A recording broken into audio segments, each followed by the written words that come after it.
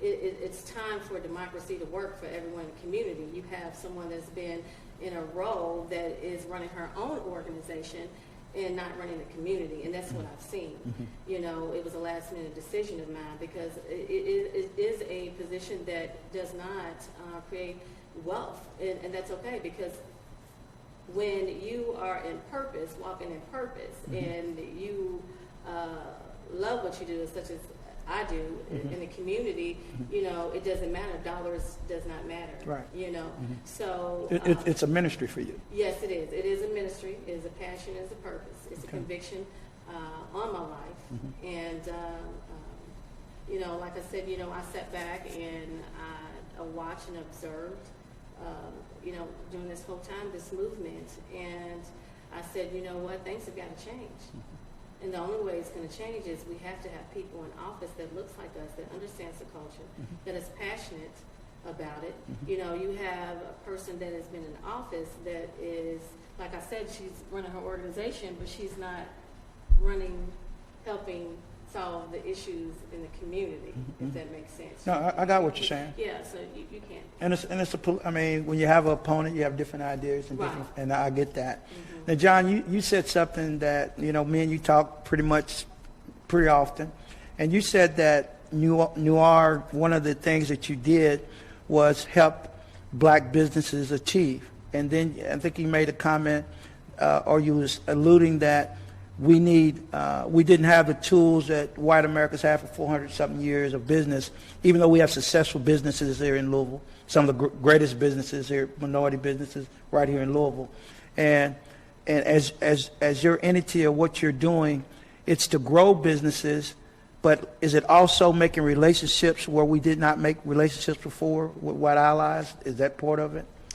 Yeah, so you know, in regards to growing business, you're looking at all different kind of aspects. So, you know, with my members, you know, I try to forward them information in regards to events to go to and to participate, because you have to be able to understand why people are doing things. So you have to become an analytical thinker in business, so that you can actually, you know, figure out why are people presenting. You know, what do they get out of it, so that you can learn those type of traits and so on.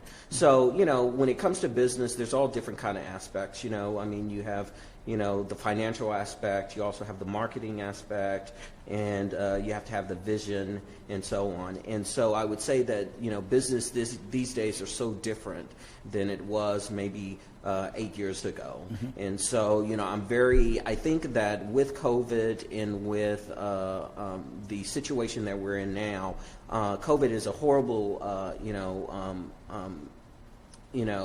disease and so on, but it has provided opportunities for businesses and for people to become really creative. And so I have seen a lot of innovation come out of this that has actually changed the way we're going to do business. And so now a lot of businesses that are predominantly online, now they're national companies. They're not just local companies. So they have to start thinking that way and make sure that they develop their content on a national platform. So that's where the chamber comes in. So with us having a lot of programs that are online, we're actually able to reach we have extensive arms around the country. So that's why we're able to help those members in California or in Texas and so on. So let me just follow up. How's yours different from other minority supplier development that's around from city to city, certifications? How is yours different than the traditional type of things like that? Yeah, so our chamber is a 501c3 certified chamber of commerce. Normal chamber of commerce like GLI are 501c6s, meaning that they are actually able to lobby. We are not able to lobby. We were able to get that designation because we're focused on business education and so on. Also, what's unique about our chamber is that we are now certified as a community development entity, which is a CDE under the CDFI fund, which is under the U.S. Department of Treasury. What that means is that we are now an organization that can identify large economic projects in low-income areas no less than $4.5 million, and we can submit those projects through our pipeline to receive new market tax credit allocations once a year. And then if we receive those new market tax credits, we can sell those and then provide the funding to those projects to be able to develop in low-income areas. So with that certification, I really wanted to get that because with the National New Market Tax Credit Program and the Opportunity Zone programs, those are great programs, but they're not yielding the results that were intended. And the results were supposed to be that you go into low-income areas and you hire people in those neighborhoods to be able to work at those facilities and so on, and they weren't happening. They were really turning into more gentrification projects. Correct. And so I wanted to make sure that I selected projects that would create jobs. Okay. So we're a very unique chamber of commerce, and so if you go to our website or if you call and get information on what we do, we have our hands in a lot. So with us being a CDE, we have to look at the whole community. And so that's why we're working on job training programs. We have different consortium groups within the organization that are led by members. For example, we have a Black Filmmakers Consortium. They're currently working on 2 reality TV shows and a documentary film on Black health in America. We also have a Black Music Consortium group. So we are coming together to try to see how do we attract and retain more talent in Louisville. So we're working on some projects there. We also have a Black Realty Consortium group that comes together to try to see how do we leverage real estate in West Louisville so we can beautify those neighborhoods. And then we also have a voter education consortium group where we're looking to assist those who are looking to go into office or who want to sit on committees with the city. So in a sense that you say analytical, but it's analytical with a holistic approach. Sure. That's what you're doing. Sure. And Renee, you mentioned that you have a passion, or who you are is really ministry within the structure of business and the things God's given you, correct? Right. Tell me, what is the projects that you're working on right now other than the C Commission? What other groups are you working with? All right. Like I said before, I am a member of NOR. I am an ambassador. A couple of years ago, I started the Black Entrepreneur Network Louisville, which is now a 502 Business Invest. And I noticed there was a need in the community because of the lack of Black businesses in specifically the West End downtown. Lack of retail, the stores. I'm like, this is a big problem, because the thing about it is, how can we grow as a community stronger if there's no economic empowerment? How can we break the chains if the chains are still shackling on our ankles? And I get that. And from a museum point, that's our vision, our narrative is to historically change with things that have not been told, or tell our story, our negative, or what we need to be told. And John, you guys have just launched, if I remember our last conversation, that you launched a HUD initiative in the West End dealing with housing. Is that correct? Yeah. So with the chamber, we're also focused on home ownership. And so we are actually getting ready to start building some new housing in West Louisville.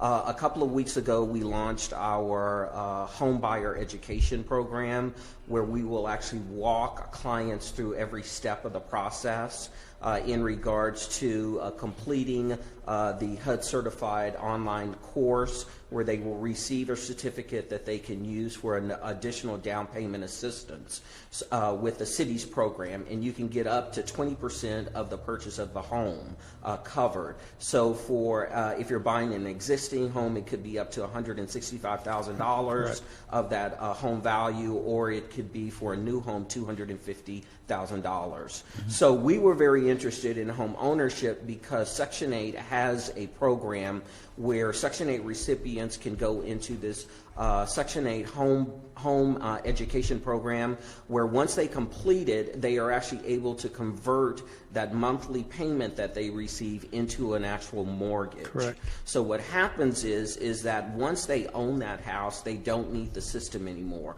So we were very interested in trying to figure out, how do we promote that program, how do we move people towards that, and then how do we engage with first-time home buyers. Now, when we say first-time home buyers, that means if you haven't owned a home in 3 years, you are now considered a first-time home buyer. Now, And- how, yeah.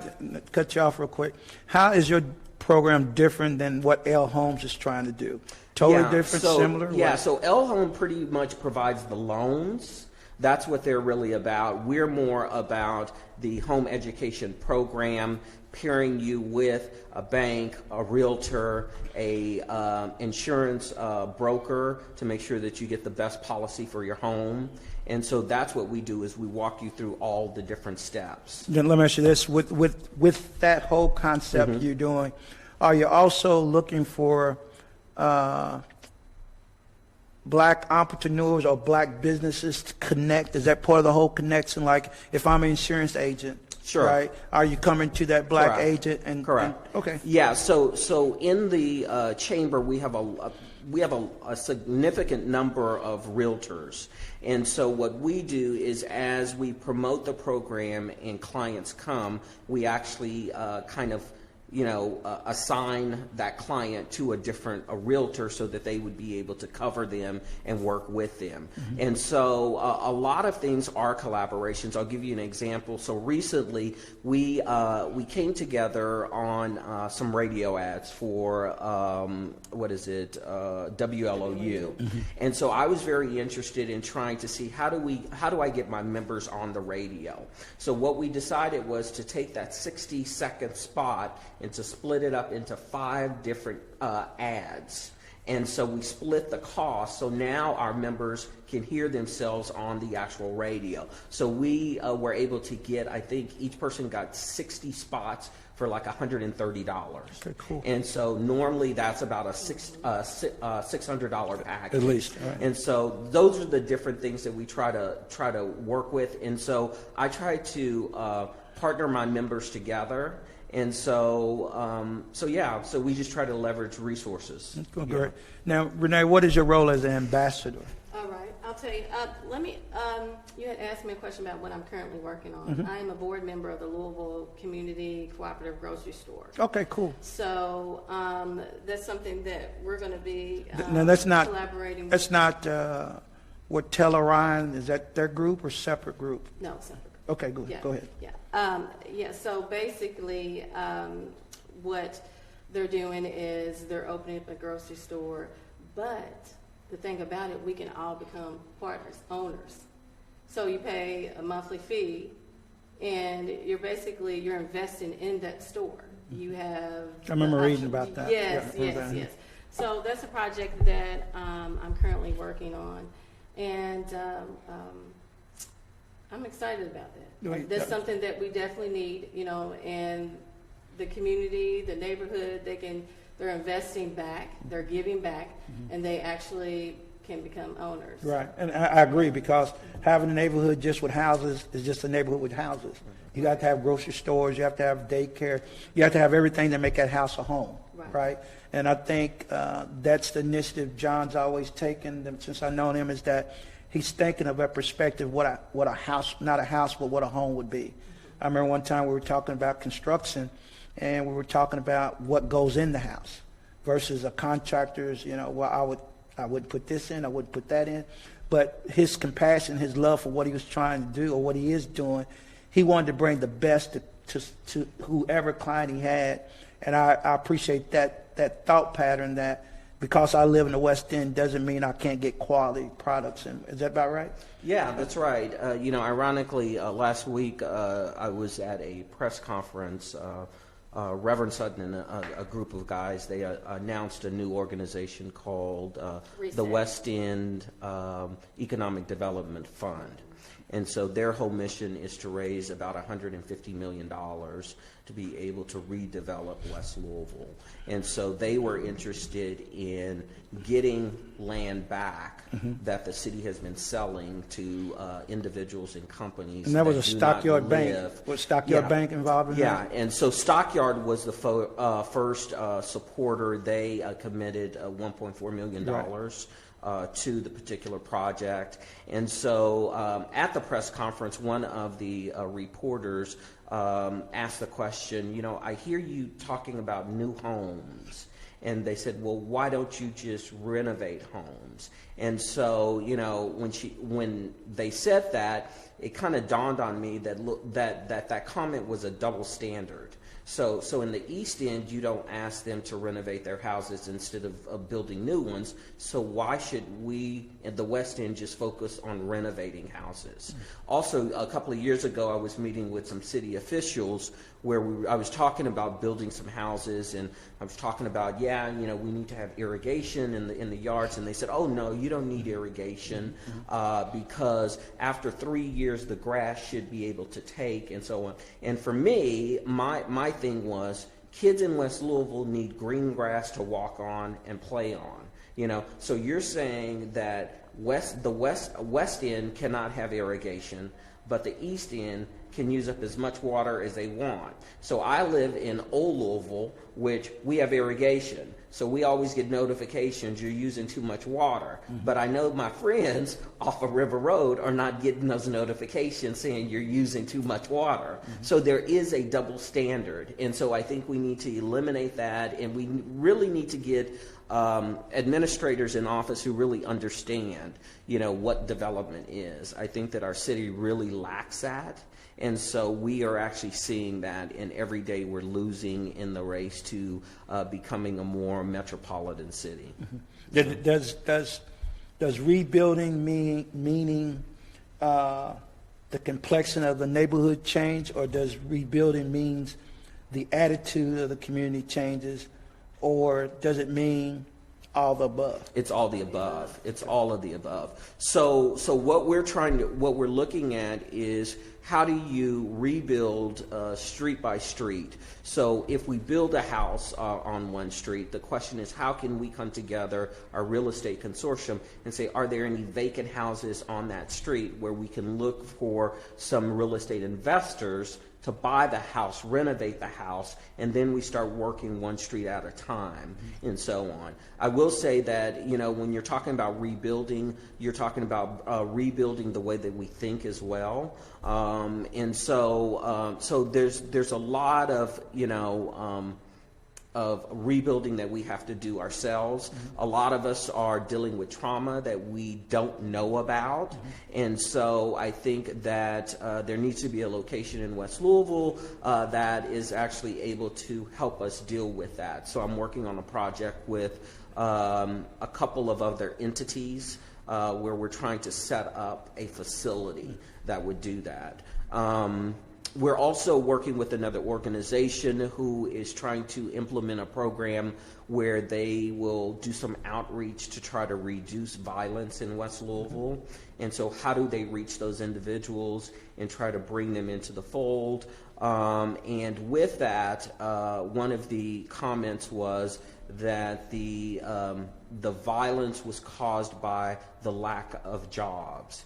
And so ironically, my office is in the NIA Center, and on the same floor, we have Job Corps. So I've had some conversations with them. So we are getting ready to start creating some job training programs. And so that means if we can reach those young men or kids in West Louisville and get them into these job training programs, hopefully that will decrease some of this crime that's going on in the city.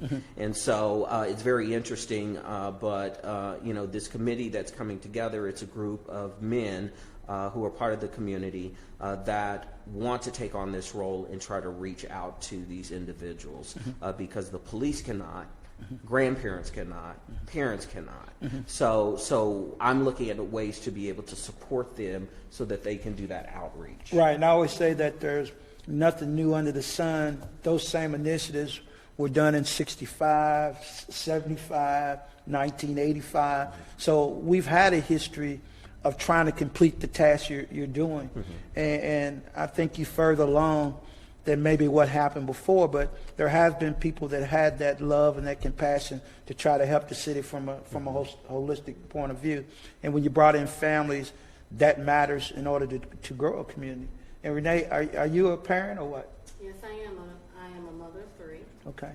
And to add to what John has said, and pretty much what we're talking about now, is, you know, everything that's going on right now, it is a healing process. You know, it's the community right now, it's like a melting pot, you know, and everyone has different ingredients, and everyone has a different secret sauce. So just kind of putting everything in that same pot and making it work. So there's a lot of things that John, that we are discussing, that he has said tonight, is pretty much it. You know, here's the agenda, here's the plan. You know, we have that, you know, here's the outcome. So it just takes a lot of individuals, passionate individuals, you know, mastermind with creative minds that want to see the change and act upon it. So like I said, everything is like an ingredient. It's just putting it together and putting the people together. And that's like my role right now as ambassador of NOR. I'm recruiting entrepreneurs and business owners and people who want to own their own business. You know, so not only that, you know, we advocate, we educate. I've been a member for a while now, not a long time, but I tell you what, ever since I joined, I tell you what, it has been amazing. You know, my business, I've been a business owner for a couple of years, but now my business is certified. So a lot of things that I didn't know, I know now. So it's very helpful, even though you may think that I'm an established business owner and I may not need this. You know, there's plenty of opportunity. Doors are open. Yeah, I agree. And you said certified, and I go to you and John both. Certification is one thing. Having funding is a second thing. Having knowledge is a third thing. Having a drive is a fourth thing, right?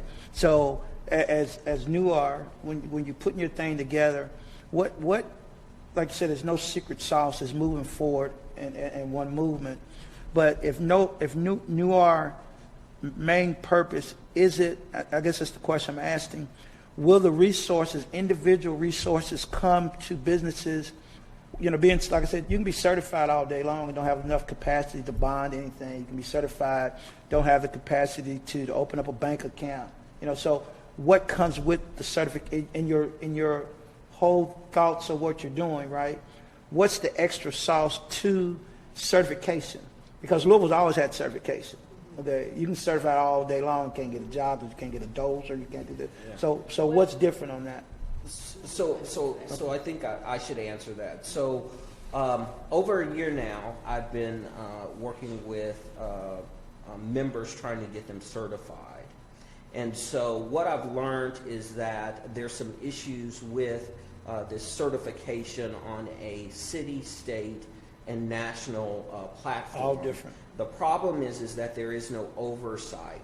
So one of the issues is that these prime contractors who are winning these bids are supposed to give work to minority businesses. But there are so many different loopholes, and because there is no oversight, they have come up with little ways of doing things. So, for example, they'll call the minority business one time. If they don't answer, they've done their due diligence, correct, and so they give the contract to their cousin. Also, there's an issue with women-owned businesses.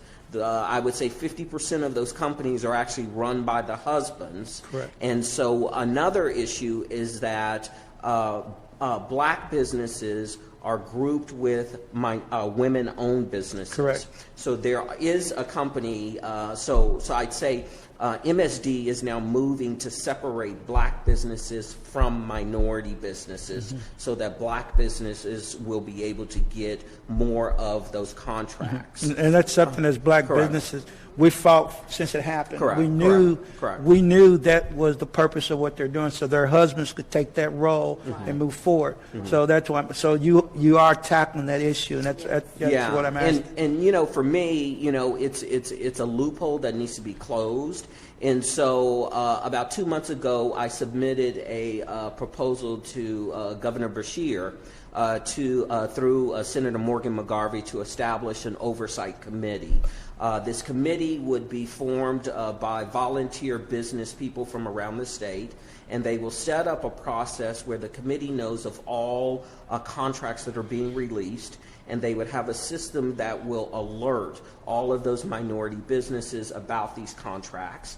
Then, as the contract is won, the organization will follow those contractors through the entire process, not just at the beginning, because there's another little loophole. So one of these loopholes is that, a prime contractor will identify a minority-owned business, but will say, I'll pay you $50,000 not to work the job, and I will take over the rest. Right. And there are some black businesses who will do that, so they have somewhat kind of ruined it for the rest of us.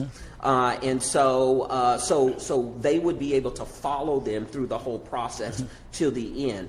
If a prime contractor does not adhere or hire minority businesses, they would be dinged. Meaning if they get 3 or 4 dings, they cannot apply for any state contracts anymore. This is something you're trying to put. Trying to do. Right. Because, as I said, there is no oversight. So what has happened now is that a lot of my members who are certified, they are rethinking that they don't want to get certified because they are not winning these contracts. And so the solution is that we have to show some success. So we need to we need to work with corporations who do not mandate that their prime contractors work with minority businesses. They just suggest. So there's an opportunity there to work with corporations to say mandate that they hire minority businesses as well as government entities and so on. Yeah, so it's really a long road, but I think we have to start somewhere. And so I'm actually working on an innovative project. I can't tell you about it, but I think we have to show success, and we have to be repetitive in the message. Right. Because for my members, it's very hard to get them to understand the value of being certified. So I'll give you an example. So when I first moved here, my first venture was a healthy meal company. So we were registered as a minority-owned business. So I was able to get in and have conversations with Humana, with Brown-Forman. I was actually able to feed their employees. Went to a national convention in Denver where there were all these corporations. Macy's department store was there. They wanted to know, what product did you have? How can we work with you? So what I try to tell my members is get certified, because you never know when that opportunity is going to present itself. So I'll tell you a little bit more about Humana. So this was about maybe 6 years ago. So I was having conversations with them. So I said, you need to have healthy meals as a plan. They didn't hear me. So, what was it, about maybe 8 months ago, I had lunch with one of my friends at Humana, and they said, guess what we have? We're getting ready to put meals in a plan. So I was just like, I was ahead of the game, because I knew that more seniors were actually staying at home and more of their children were concerned. So why not add healthy meals as a plan where they're actually able to pay for this plan? So I would say that, so I will say that last week I did have a very good conversation with the Tri-State Minority Organization, which now covers 3 states, Tennessee, I'm a member of Kentucky, and I think Indiana. Yeah, I'm part of that. And so when I had my healthy meal company, they had a larger presence here in Louisville. Now they do not. So we are actually in conversations to see how we can work together to be able to strengthen businesses in the area. Yeah. Go ahead, Nate. Like you was going to say something. No. Okay. Well, I think, like I said, I'm familiar with everything you're talking about. My question would be, and I know where you're going with it, what you're trying to do with it, but what financial entity is going to be used or trying to use as a support system for underfunded black businesses that are trying to make it? Because we know Yeah. traditionally we go faith over finances. Correct. So where we are is so we have been trying to create an initiative where we would be able to create some micro loans for black businesses. And so, it's very difficult as a new organization to try to get funding and so on. But that's one of our efforts, is to be able to offer maybe a $250 to $2,500 loan for small businesses. And so what I'm saying is that if we can do that as the chamber, it's not just about the money. It's still an educational process where our members will learn how to fill out paperwork to be ready to apply for larger loans I get other that. banks. Yeah, I got And that. so, I was just asking yeah. what bank has any entity come to and say, okay, since Breonna Taylor, the Louisville, they're redesigning so many different things. I would say that I don't know of any. Okay, that's what I'm asking. That has done that. Okay. So it's business as usual with the banks. Yeah, absolutely. Okay. Yeah. I mean, they're committing some dollars, and I will tell you that we are very connected with Chase Bank. We're getting ready to work on some projects with them in regards to home ownership and so on. And so they are looking to increase their presence in the Louisville market. And so I think there's some effort, but there is no one financial institution that is donating the money to be able to set that stage up, because home ownership, there's collateral at the table with the home you buy. Correct. Right? And businesses, especially if it's someone just started up or credit challenge, if you don't have equipment, where is the collateral for that for black businesses? And I think that's where, like you're working on, is the giddy up to get that business off and running. Where's that credit union mentality? Oh, have you thought about doing credit unions? Have you done anything like that? Well, so there's a couple of entities. So CDFIs are prepared to be credit unions. We are not at that point yet. We're a CDE, and so a CDE is not able to do loans or anything like that, but a CDFI is. So, for example, a CDFI is El Home, it was Metro Bank, Community Ventures, and so on. So those are entities that I would have hoped would have created some mechanism to be able to help small black businesses get those funds, but they haven't. I know that there's a city program called Metro Bank or something like Medco. I think it's Medco. It's a city loan. Medco. Correct. It used to be years ago. Medco was a forgivable loan. They threw away the forgivable, so what everybody gets in, you're on the line for whatever. And I don't think black contractors or black businesses are looking for forgivable loans, but I think that we're looking for avenues to be on the same playing field than white businesses. Right, and I will tell you this, since I've been a member with NOR, you get a lot of the connections and a lot of the information. I've been able to apply for grants and funding that comes across our way. So being a woman, minority woman, there are, because of the pandemic, there are a lot of there's no doubt. That's a fun. Out there. Yeah. And I've been able to apply. See, what I've found out since, like we say, COVID has been devastating to so many businesses, and what I've been getting on the city about is that nonprofits are not covered. So I can't go to the city and say I need $100,000 because I'm a nonprofit, and that's crazy in itself because nonprofits have driven our communities.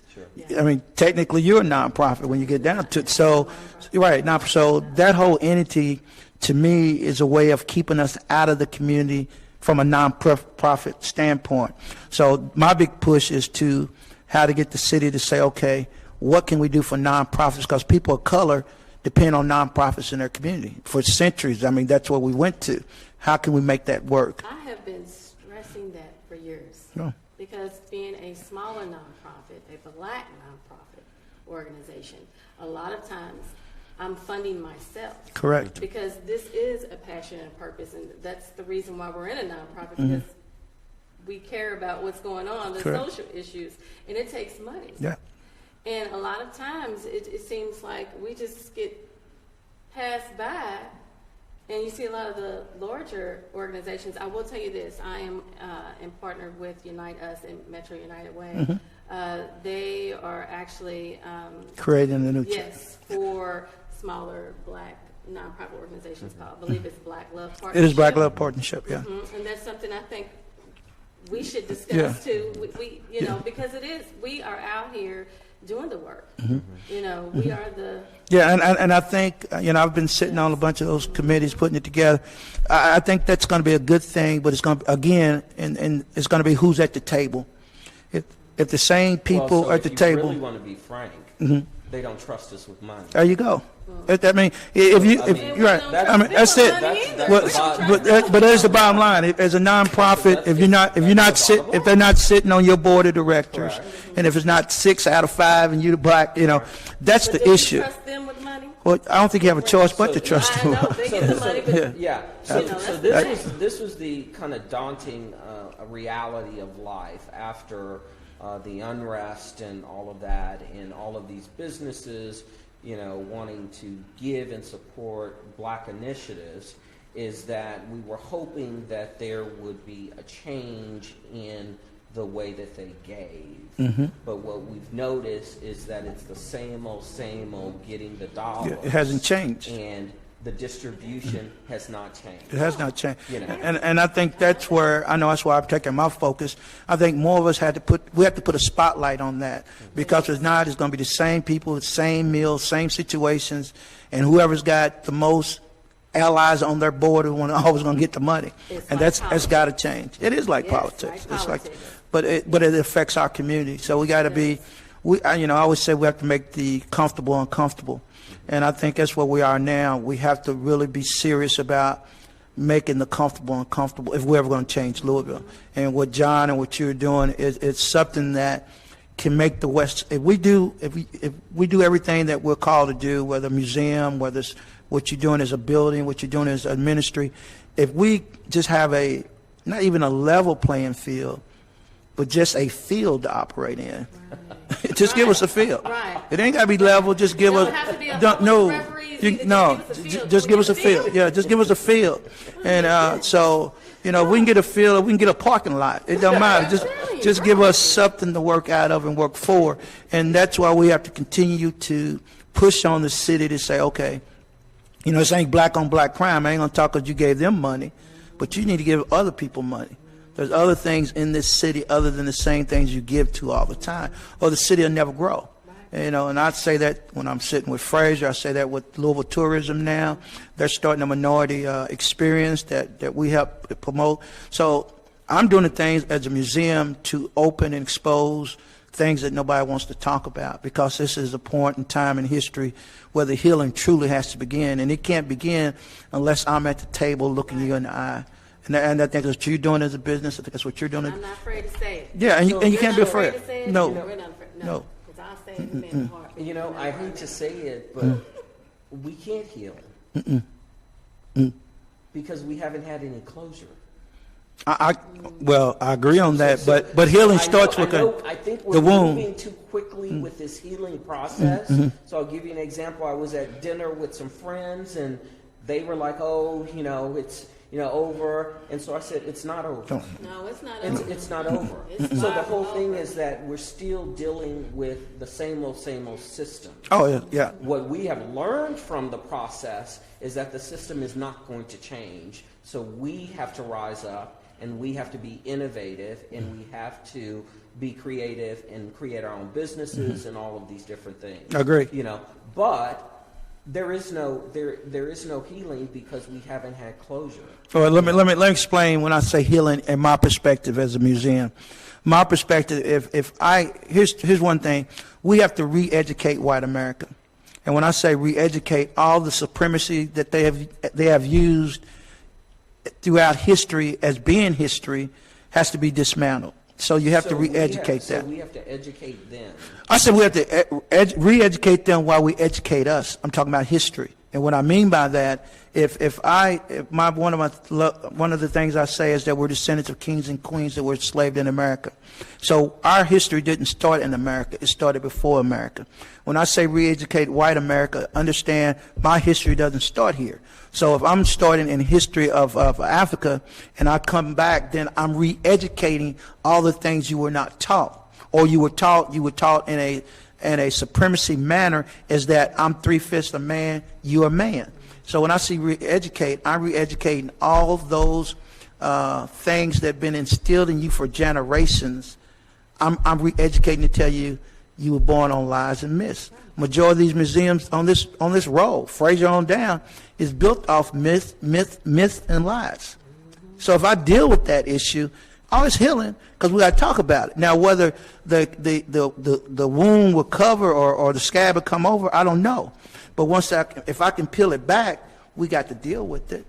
Right. So that's my perspective from a museum standpoint, is I have to tell that story 365 days, and I have to re-educate you because you already graduated from Princeton, Yale, you think you know the world. Mm-hmm. But the world you know was never the true world of America. Right. So that's what I mean by that. They don't know what we go through. No. Oh, so no. We're trying to re-educate them, but we're also educating us at the same time. Us at the same time in the generation. There you go. In the next generation. That's right. That's the next task of Black America. It is a lot of educating, but it's sad because but it's sad.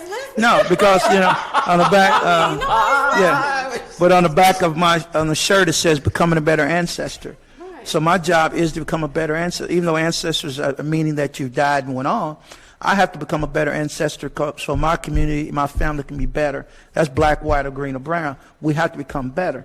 But to what John's saying is, it's hard to heal when the wound has never even been touched. I get that. But you have to start somewhere. So if the wound's open, what are we going to do with it?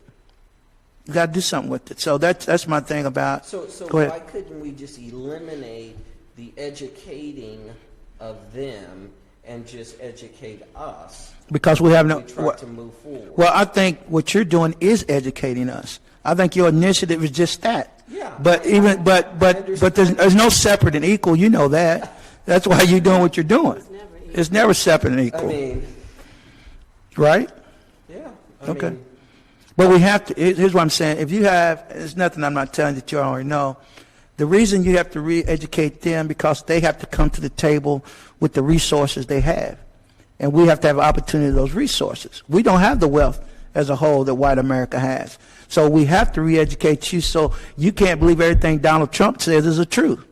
But it's somehow, some way, whatever he tells you is the truth and we know better. So we have to re-educate, no, what he says here is not true, what he says here is not true. And it's not just Donald Trump, it's generations of Donald Trump. That's why we're doing what we're doing today. So that's what I mean by re-educating white America, because we think, predominantly people think white America has nothing to learn. White America's got a lot to learn. And that's why we're in the thing we're in now, because they have refused to learn. But it's our job to make it, just like you're doing and what you're doing. We have to expose what needs to be exposed. We have to educate what needs to be educated. And we have to love those that love us, period. And teach each other how to love. Well, right now, the cloth has been revealed. Oh, yeah. It's been open. The exposure itself, it's already been revealed for those who have been blind. Yeah, it's been what we do with it. Pretty much everyone can kind of see that at this point. So now is what you're going to do. What we're going to do. What we're going to do. It is what it is, but now it's yeah. So what are we going to do? We're going to keep doing the things you do, going to do the things I do, and collectively. Now, here's something you said. Traditionally, black Americans or black enslaved people, we have come to this country and we single-handedly have went to freedom the best way we can. We never try to fight freedom as a group. It's who ran away from the farm, who ran away, because that's where we were conditioned to get free. How can I get away to be free? And now it can't be individual freedom. It's got to be collective freedom. That's why you have so many collaboratives. That's how so many people call them collectives, because that's truly where we need to be. We need to truly be moving together so we can grow together. And that's just historical where we are now. One thing we're about to go. Let me reiterate this. We're Roots 101 African American Museum. We are a nonprofit, always looking for dollars to stay alive, because it's us to tell our story and control our narrative. Our Cash App is Roots-101 AAM. Roots-101 AAM is our Cash App, or you can go to our website, roots-101.org, and go to donations. But before I leave today, I always ask all my guests this question. And I ask you first, John. No, I ask you first, Queen. I ask you first. If I say, what does becoming a better ancestor mean to you? I'm asking that question. What does becoming a better ancestor mean to you? Grabbing all my people, unifying, becoming a leader, to show them the way. That's my connection. That's my part. Okay. Is bringing my people together, and then we're gonna roll together. Okay. We're gonna keep going and going and going. We're gonna keep elevating. Okay. So that's my ancestor. Okay, cool. And John, if I asked you that question, what does becoming a better ancestor mean to you?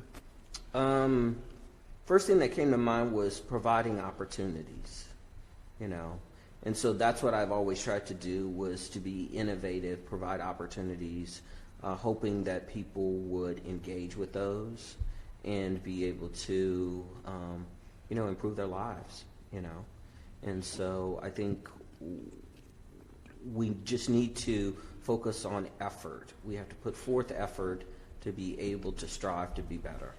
I love that. And what I always say, and I say this pretty often, there's an African proverb that goes, the greatest king plants trees for shade, knowing he would never sit under that tree. And what that means to me is that my job is to plant these trees, knowing that my kids or my grandkids one day will sit under the shade. And that's my call as a king and running Roots 101. So thank both of you for coming. I love everything you're doing. I love the shade tree you're growing and the shade tree that you're planting. And I think, honestly, with people like you, brothers and sisters, Louisville will become a better place. And we will strive to be a healing place. Yes. Thank you for coming. This is Lamont Collins, Roots 101, African American Museum. This is the healing process, building a better community. Thank you and good night. Legacies matter, and so do you.